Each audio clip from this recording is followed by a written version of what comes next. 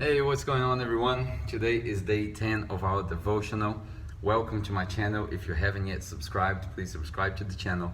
Activate the notifications so you can get the videos every time they come out. And if you're new to this thing, we're doing a 30 days journey through the Gospel of Mark. It is the shortest gospel in the New Testament, and we're doing it so we can learn more about the Bible. And maybe, if English is your second language, you can improve a little bit of your language skills. So today is day 10.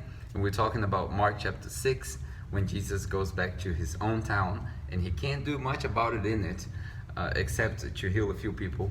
And that is where we get the popular saying that the prophet has no honor in his hometown. In Portuguese, we have a different saying, but I'm not even going to try to translate that. But what I feel it's very important today in this passage is two things, actually. The first one is that we find in the text something very curious that most people don't even talk about. We find that Jesus had more brothers than we sort of talk about. There was James, there was Joseph, and there was Simon.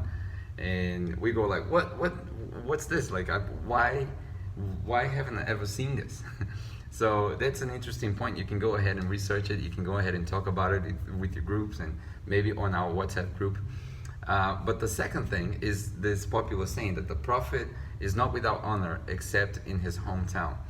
Obviously, that was a popular saying and it became even more popular.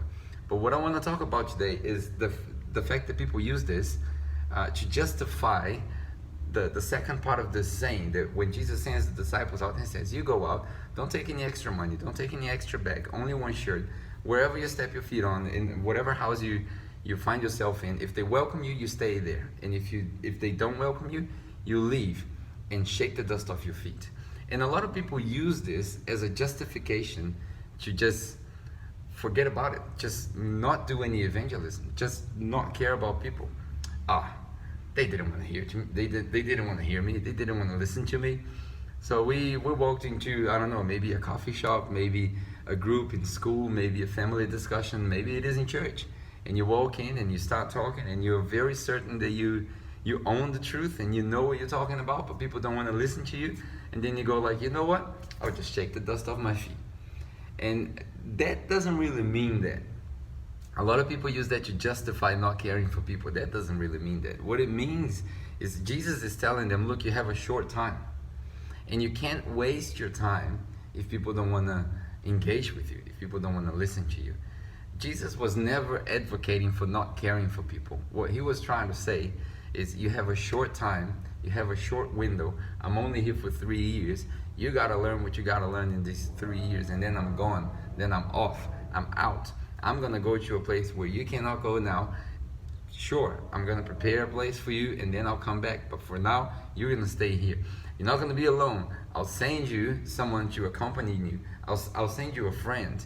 We call him the Holy Spirit. He dwells within us. He helps us. He reminds us of the things that Jesus said. But all in all, he's gone. And when he's gone, like, what are you going to do? You got to apply the things you learned. That's what he's trying to tell the disciples. Look, you go to this place. This is a short-term mission. You take no extra bag. You take no extra clothes. You just stay wherever they welcome you. And if they don't, you shake the dust off your feet. But you have to remember, later on, Jesus sent them on another mission. And then on the other mission, he said, you know what? Now you take an extra bag of money, because it might take a little bit longer than you expect.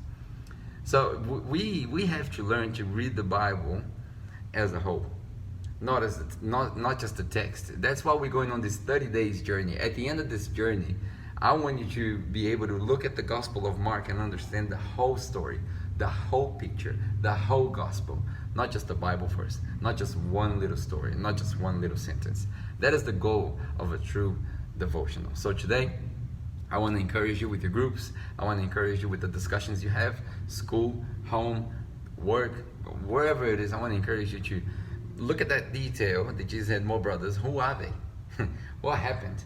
Why didn't the people listen to him where he was in Nazareth? And at a certain point in the story, someone asked, can anything good come out of Nazareth? He was talking about Jesus. So I want to encourage you to look into these details, but even more important than just looking at these details, I want to encourage you to think about this shake the dust off your feet thing. Don't don't use that as an excuse to not care for people.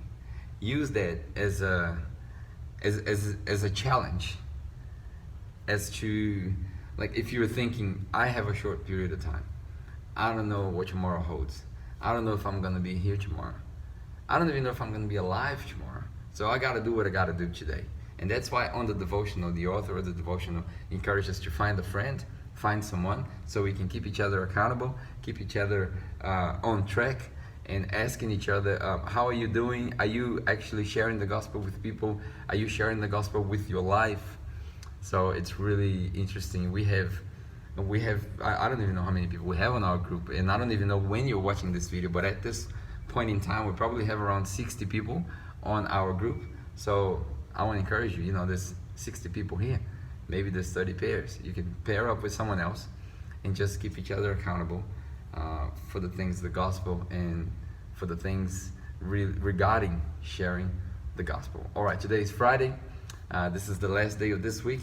We don't have our devotionals on Saturday and Sundays. You go out, enjoy with your family, enjoy with friends, go to church, have a great time on Sunday, and I'll see you back on Monday, hopefully early in the morning. God bless.